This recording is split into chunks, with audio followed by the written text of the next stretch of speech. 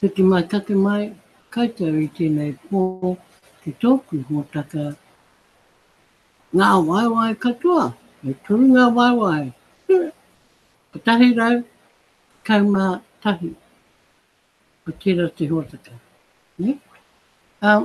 Ko Bexa hau, e whakapāho ana mai I Aotearoa, sorry, Tamatima Kaurau, Aotearoa, New Zealand.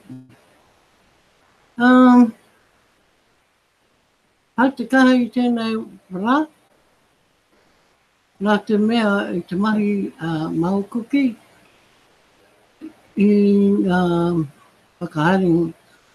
whakahairitanga o te kapapiriona, mō ngā whakaoranga ko te redemption tērā. Yep. So, tino pai te hari o te whakaoranga. E te tuki mātou I roto I etahi o ngā tari, te muri, which is Spike Office. I reira, mātou I te tiro haere, me he mea kei te tika, ngā kauti o ngā puti arereke. Me ngā pirikiti uti. Nā, I tōku nei whakaro, e pai ana te haere o te rātaha o te kapapiriona. Nā, I te rā wā, hari koa ana te ngākau, rā te mea kōmuti tika. Nā, I tēnei wā, ka huri tātou, ka huri o kamo ki te rā tuatahi o Pepuere. So, welcome everyone to my library. 111. Today, Lord of the 11 plus 1.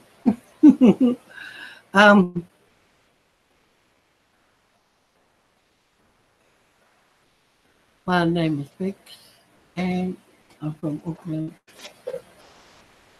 Aotearoa, New Zealand. Now, redemption is over, for us anyway.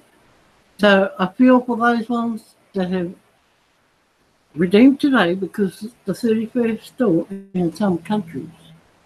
Whereas New Zealand, we're always, that day ahead of everyone else, or maybe 3 or 4 hours ahead of countries like Australia, the island, and wherever.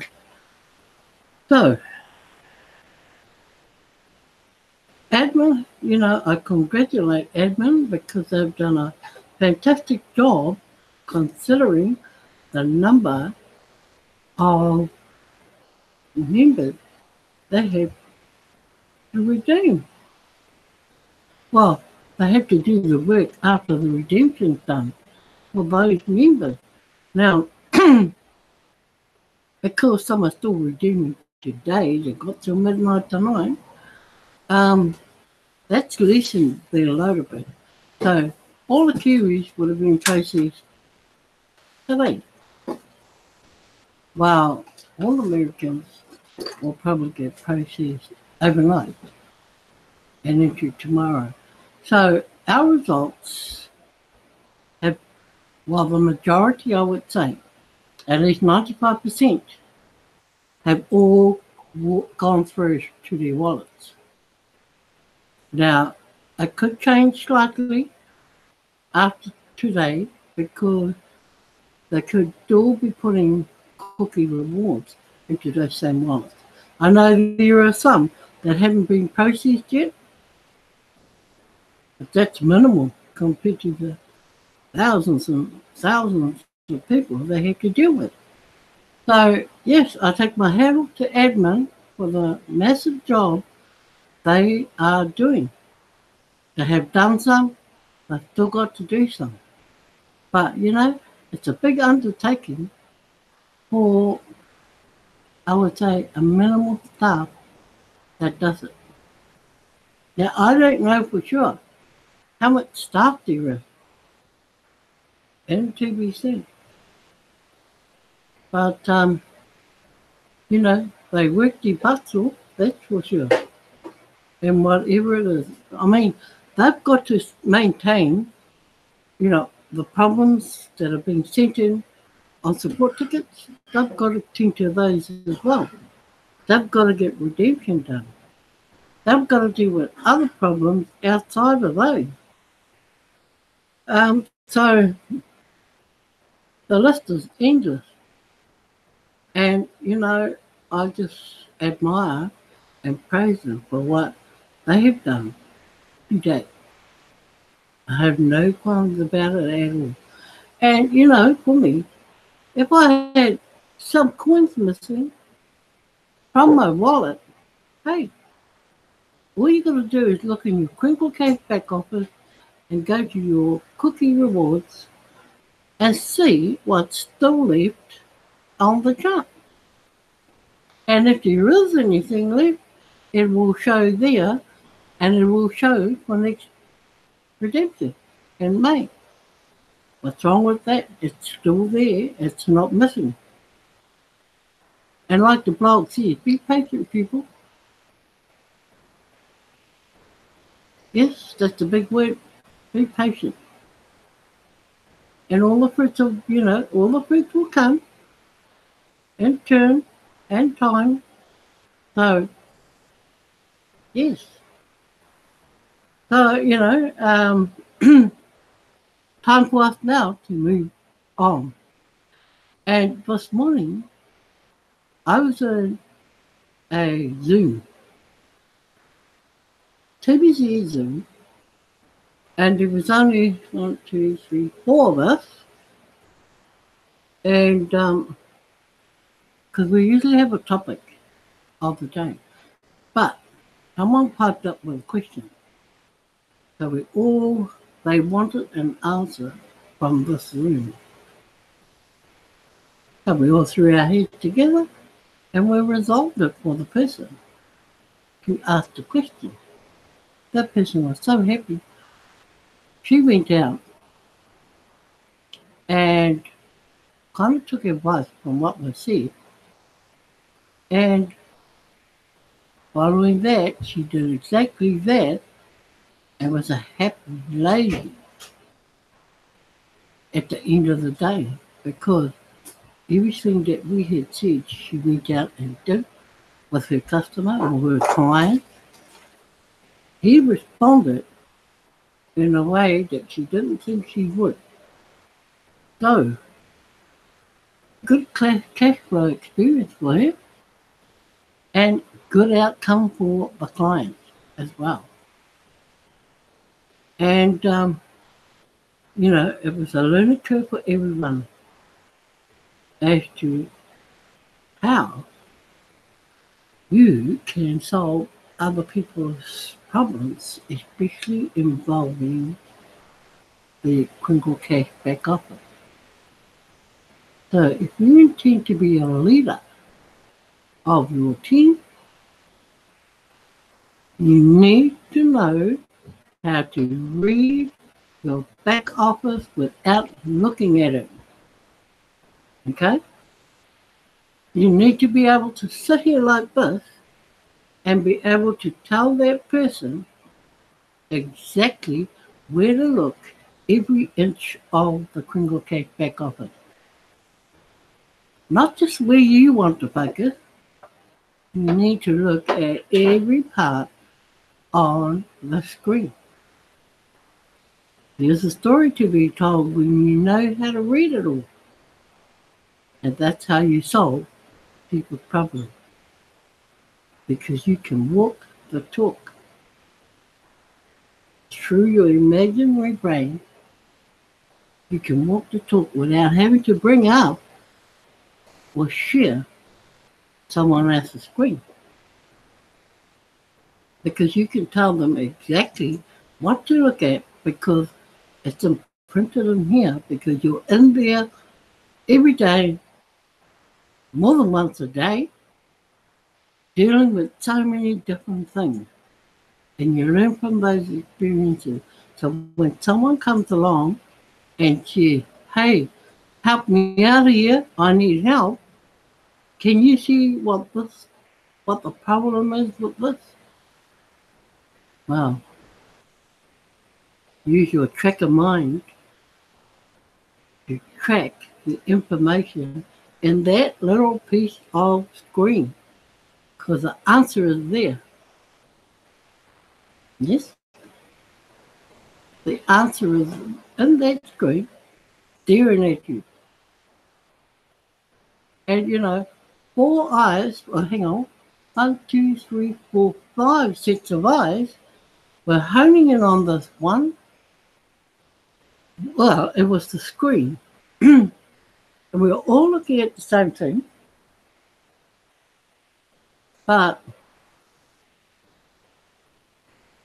you have to be able to imagine that's a screen that you've seen every day in your back office. And you've got to be able to know what column is what. And, you know, every column that is in your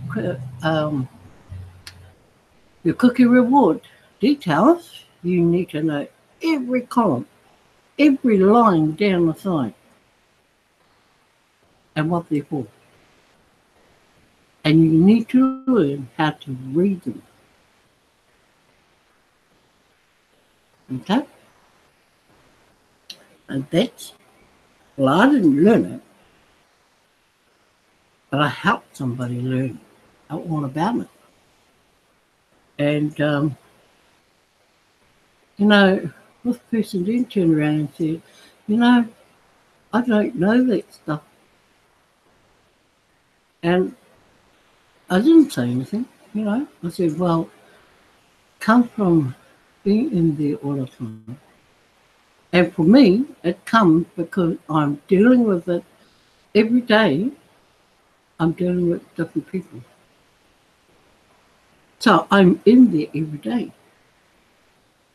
And I soon get to learn when I'm talking to anybody, you know, straight away when somebody talks to me about the crinkle cash back office, up goes the screen in front of me, like imaginary.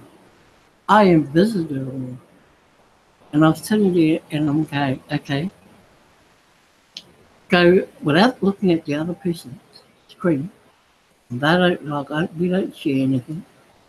But I'm able to direct her to every little column and what for. And all I need from her is the figures that are in it without seeing anything else. So I can work it out. And that was a good exercise today, this morning.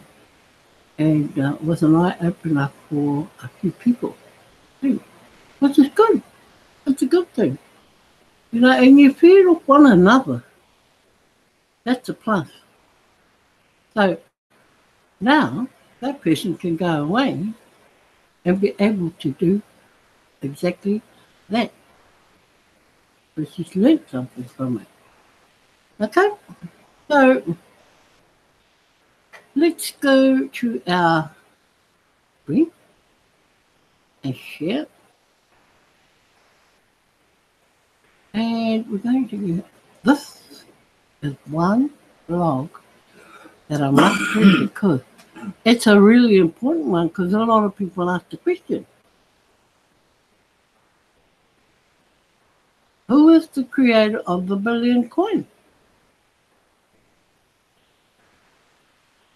It's a good question too because it's a question you get answered. Oh, you get asked for your new wallet.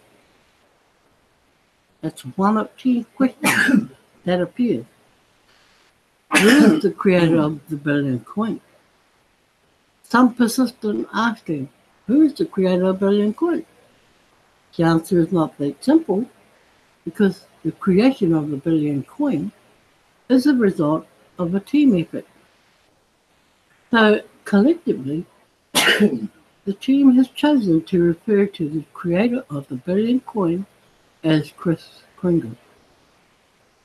Certainly, the spirit of the Billion Coin is embodied within this character, well known throughout the world.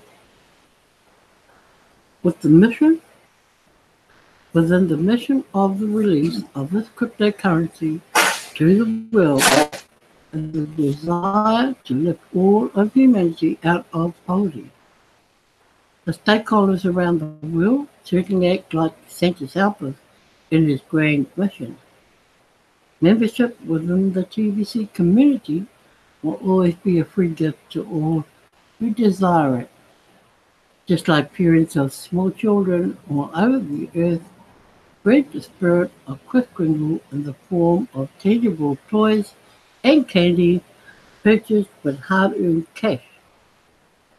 The buyers of TVC coins use their hard-earned cash to play that role. Now, this blog is from April 15, 2016. Who is the creator of the first cryptocurrency, Bitcoin?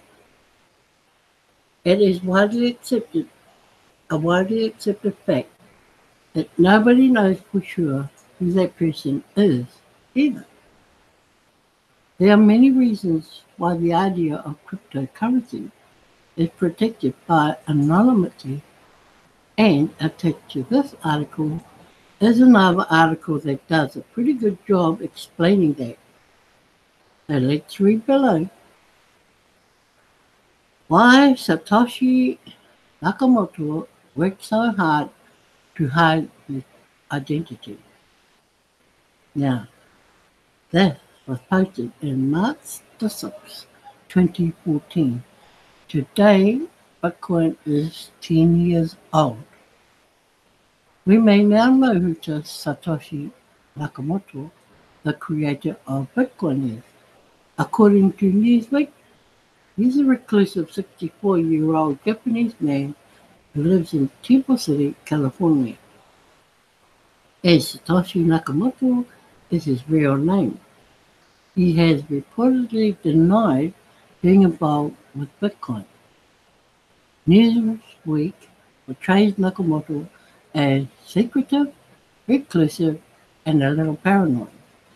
And certainly the awkward scene when Leah McGrath Goodman confronted Nakamoto in his driveway suggests that the man is genuinely uninterested in seeking the spotlight. But Nakamoto's decision to disappear from public view just as Bitcoin was taken off wasn't just a reflection of his eccentric personality. It was essential to getting the currency to take off. Fiat currencies like Bitcoin are fundamentally built on faith. People treat a currency as valuable because they expect others to consider it valuable.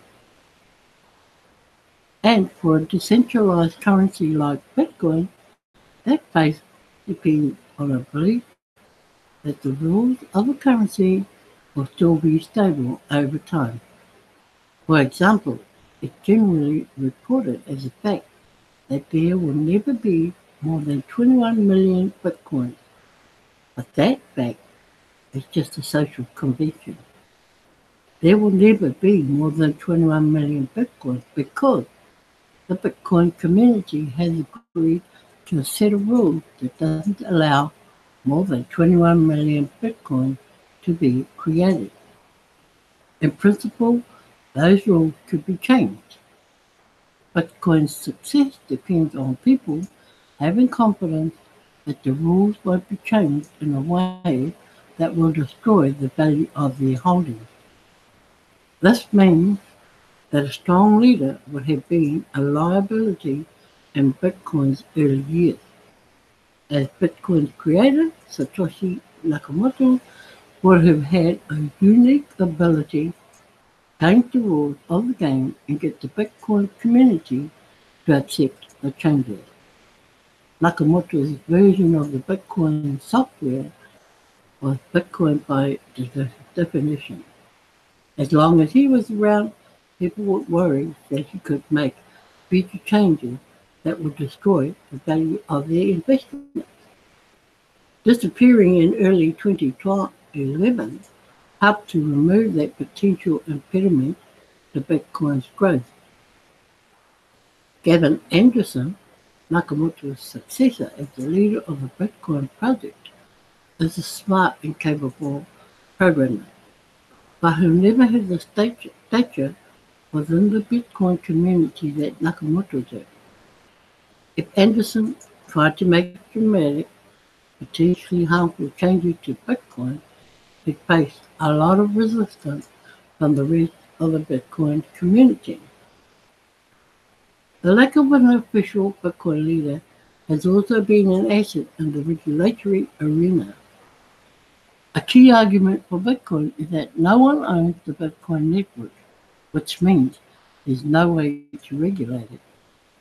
Had Nakamoto's identity been known a year ago, he might have been dragged before Congress to testify at last fall's hearings on the future of Bitcoin.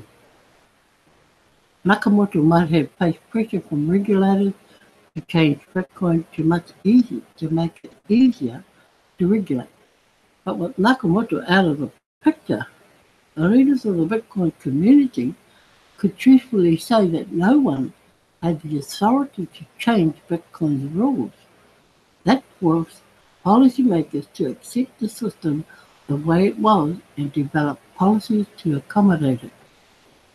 As the man Newsweek identified today proved to be the real Satoshi Nakamoto, the question is whether he's been away from the project long enough that Bitcoin will continue to be seen as truly outside anyone's control.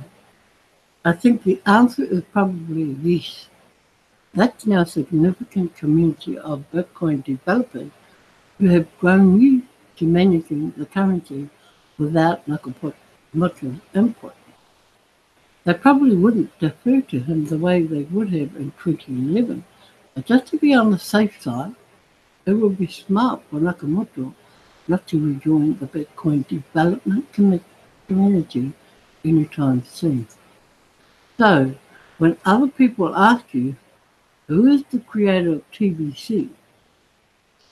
You can answer, it doesn't matter who, because TBC is a true cryptocurrency and it's completely decentralized.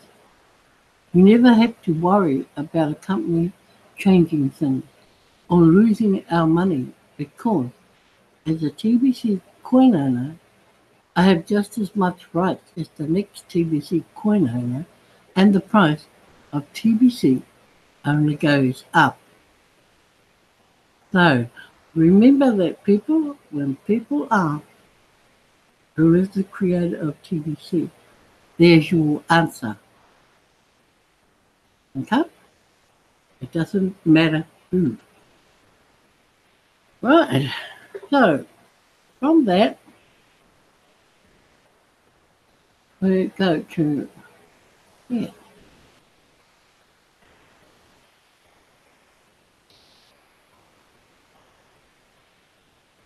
The agreement makes all of this possible. How is all of this possible? One of the reasons why TBC is called the billion coin is because the ultimate price maxes out at €1 billion per TBC coin. So that means anyone holding on to even just one TBC coin could become a billionaire someday.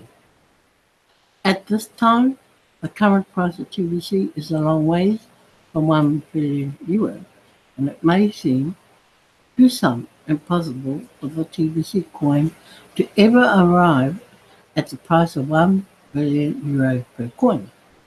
To get there, according to the formula, we would need to get 1 billion people from around the world to each become verified members of the Billion Coin community. We will get there, ultimately, and it's because of the membership agreement. Here's the agreement. All members of the Billion Coin community agree that this coin will never go down in value. It can only go up in price.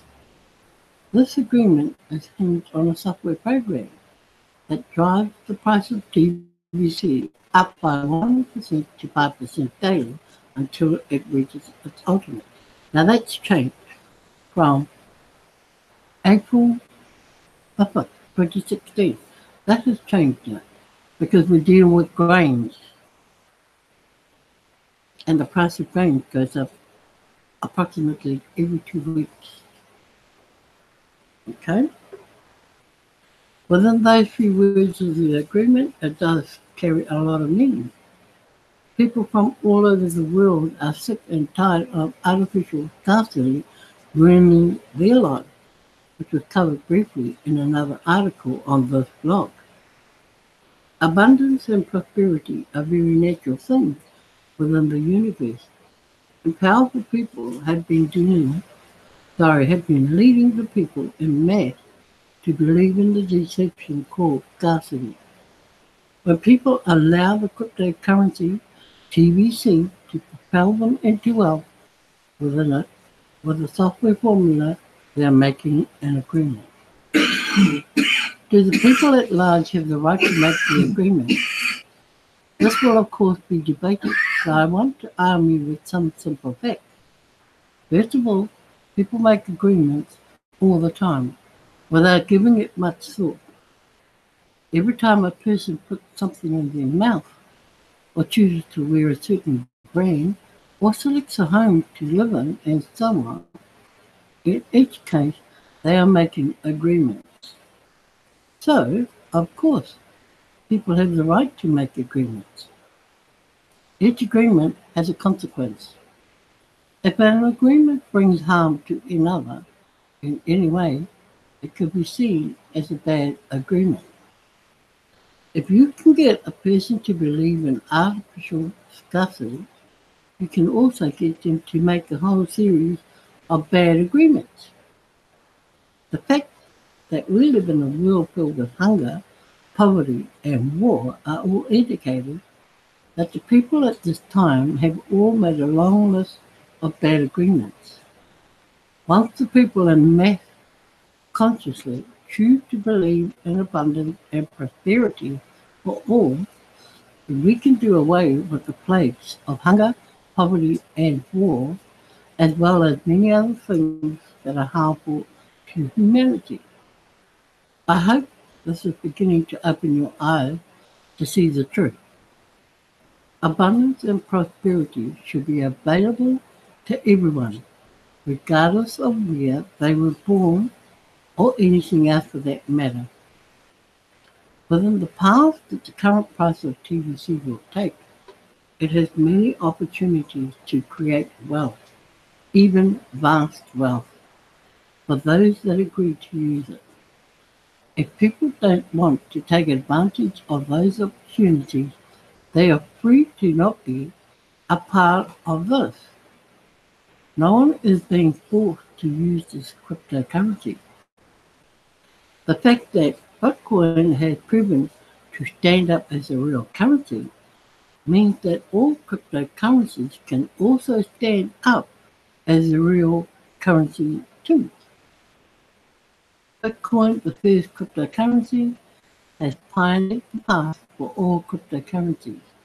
Yes, our membership agreement makes us different, but fundamentally, we are just another cryptocurrency. We have every right to a part of this. So embrace the idea that wealth can be spread through this special agreement. Well, now that's a good oldie. This. And, people should take the time to go into the blog and read a lot of these historical notes. Because, like I always keep saying, principles are the same. The only thing that changes,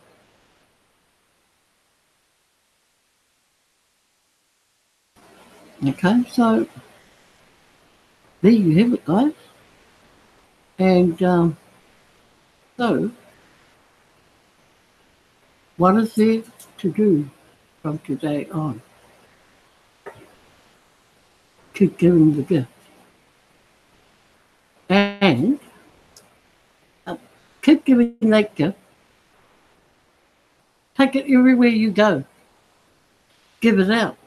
Don't hesitate. Don't procrastinate. Give it out because they're either going to take it or leave it. But if a person trusts you, they will join you. So be honest about everything you talk about to people and TVC.